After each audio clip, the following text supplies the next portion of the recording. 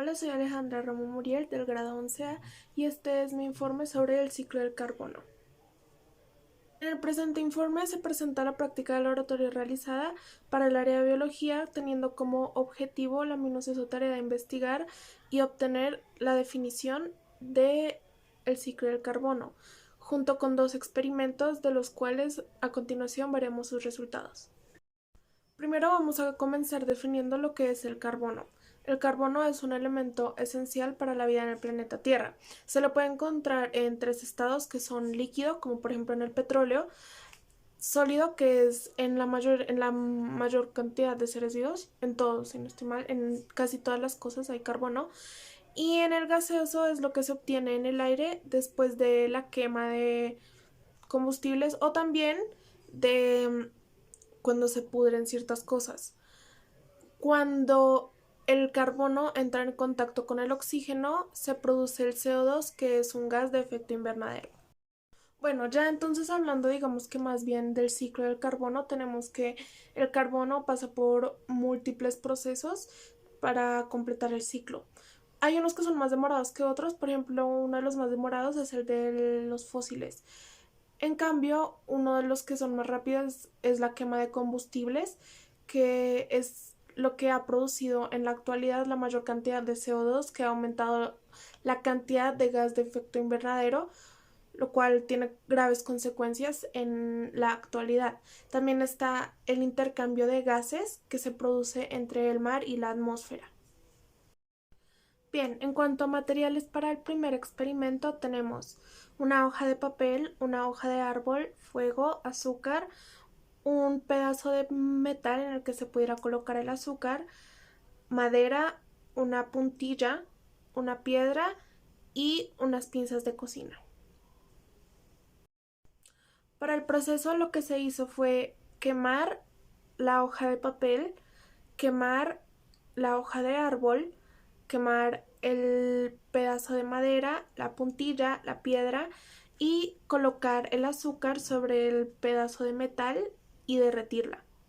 Este fue el procedimiento que se llevó a cabo para estos ingredientes.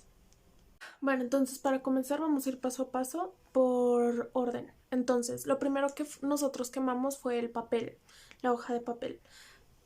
Encontré principalmente que la hoja de papel se compone del papel de celulosa que tiene como fórmula C6H10O5N y también se compone de glucosa que es C6H12O6, lo que quiere decir que incluye a fuerza carbono. Esto es esencial para obtener los resultados que obtuvimos.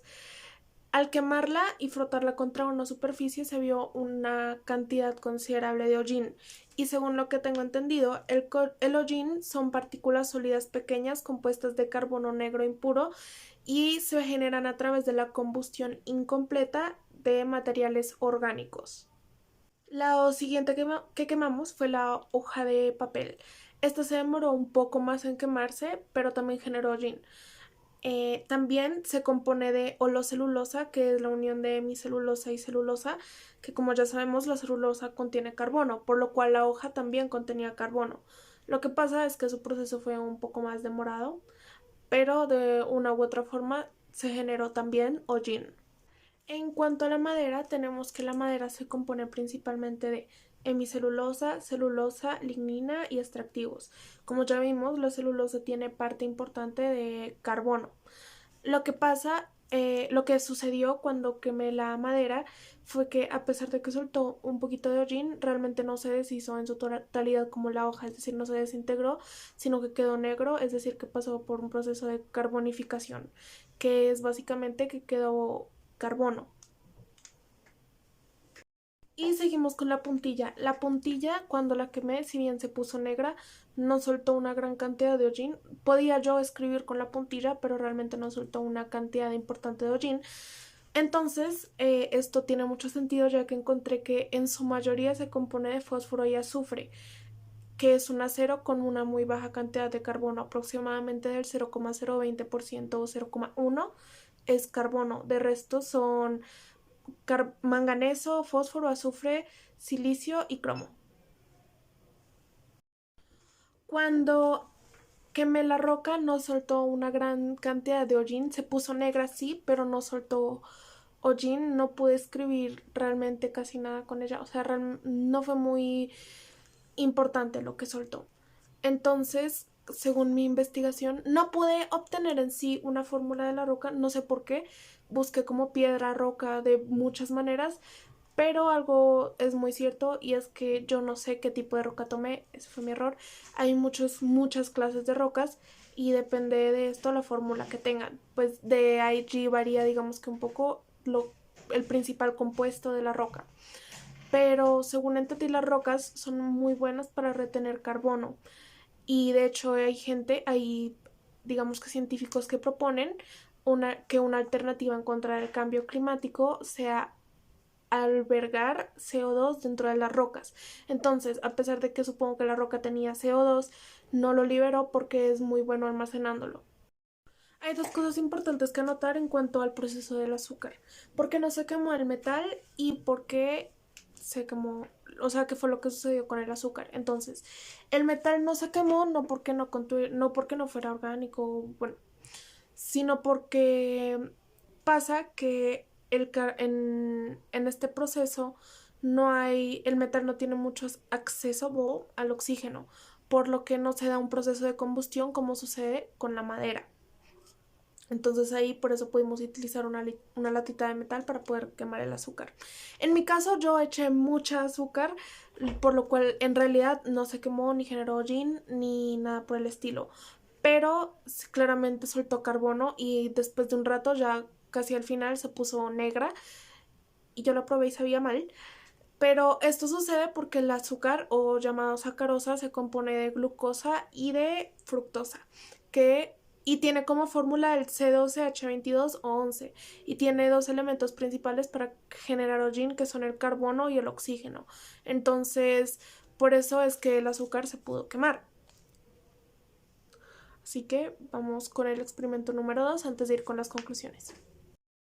Para comenzar vamos a remitirnos a los materiales que utilizamos para el segundo experimento, que tomó 8 días. Entonces aquí van a ir viendo las fotos de cómo se fue viendo cada día el proyecto. Resulta que primero necesitamos como materiales una botella de 1,5 litros, una bomba, agua, una fruta, en mi caso fue el mango, azúcar y levadura. Entonces, el procedimiento fue tomar la botella, echar el azúcar dentro de la botella sin hacer mucho reguero, echar el mango, agua y la levadura y poníamos en la tapa de la botella la bomba. Esto para ver la cantidad de CO2 que iba soltando con respecto a los días. Ahora vamos a analizar por qué sucedió esto. Entonces, vamos a analizar esto. Para comenzar, es importante saber que aquí la levadura es un proceso de catalizador, ¿ok? Entonces eso es importante. El guarapo, que era lo que estábamos haciendo, es básicamente azúcar fermentada. Y la fermentación es un proceso en el cual se da un proceso catabólico de oxidación incompleta. Entonces, como sabemos, el azúcar ya de por sí contiene carbono y pasa que las frutas contienen etileno. El etileno es C2H4 y es parte esencial para que las frutas puedan madurar.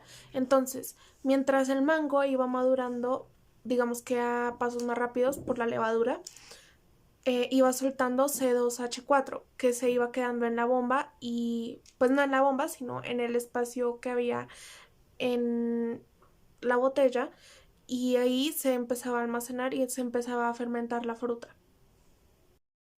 Para finalizar, tenemos 3 conclusiones, las cuales son: el carbono es parte fundamental de la vida en la Tierra y sin este no podríamos tener la vida que tenemos hoy en día. Los humanos somos responsables del exceso de gases de efecto invernadero al usar el combustible y quemarlo de forma irresponsable. Y el tercero es: la mayor parte de elementos de la Tierra hace parte directa o indirectamente del ciclo del carbono. Gracias.